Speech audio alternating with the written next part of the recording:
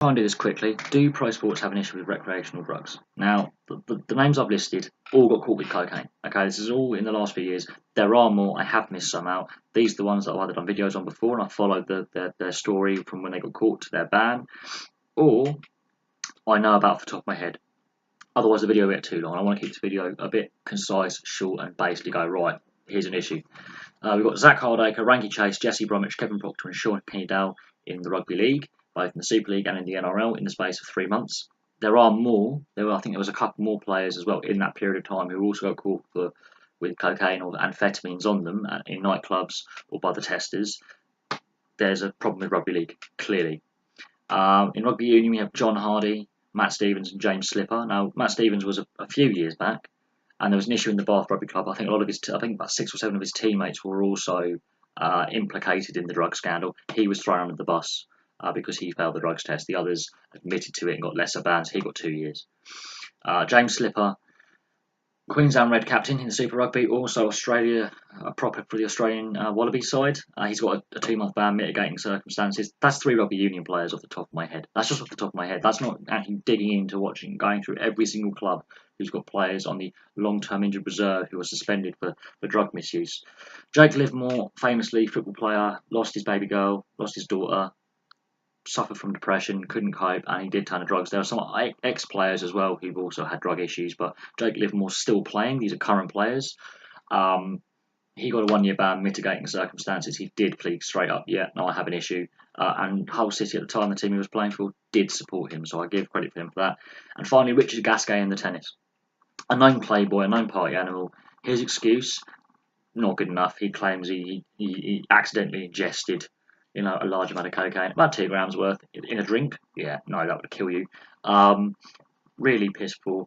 So it shows to these things. It says to me that Rugby Union and especially Rugby League have a problem.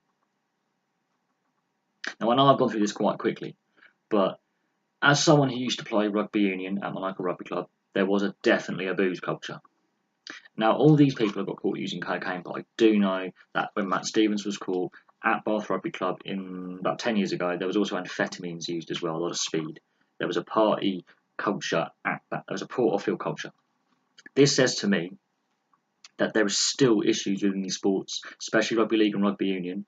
I know in ice hockey in the 80s, the Edmonton Oilers, for example, did have a massive cocaine problem. There were other teams as well, such as the Washington Capitals, that also had a similar issue at that time. It wasn't just the Oilers, it was a multitude of teams in the NHL in the 80s and 90s had a cocaine problem, or an issue with cocaine, speed, and marijuana. There was a multitude of teams. The Oilers are the most famous. The Washington Capitals had a few bits and pieces in there that were less than savoury. There are other examples of players who Detroit, they had a few players. It's not a particular sport that it's specific to. It seems to be that other sports have more of a problem than others. And also the bans. Here we go, the bans quickly. Hardacre, 14 months. Ranky Chase, I believe, got 2 years, backdated. Bromwich, Proctor, and Sean Kennedale, no official bans, but Kennedale had to change teams from the Roosters to the Newcastle Knights. He lost his contract. Jesse Bromwich and Kevin Proctor got banned from representing New Zealand for a year.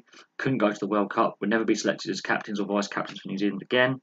They also got 2-game bans from their clubs respectively. John Hardy got 3 months, Jake Livermore got a year, Matt Stevens got 2 years, James Slipper gets 2 months, Richard Gasquet got 2 years. So even the bans are not consistent, which says to me some of these sports are either taking it not seriously or there's other issues afoot. It seems Rugby League and Rugby Union have more of a problem. I know football has an issue. I know some tennis players have done it. Martina Hingis as well, that's another one I missed out. She's had issues with drugs as well. Again, her excuse, piss poor. Andre Agassi is another one. You have Agassi, Martina Hingis, and Richard Gasquet in tennis. Ice hockey, most of the examples are back in the 80s and the 90s. There are still players now. It's more prescription medications, forging prescriptions and stuff. So it's more opioids that are normally painkillers and barbiturates, but there are issues there.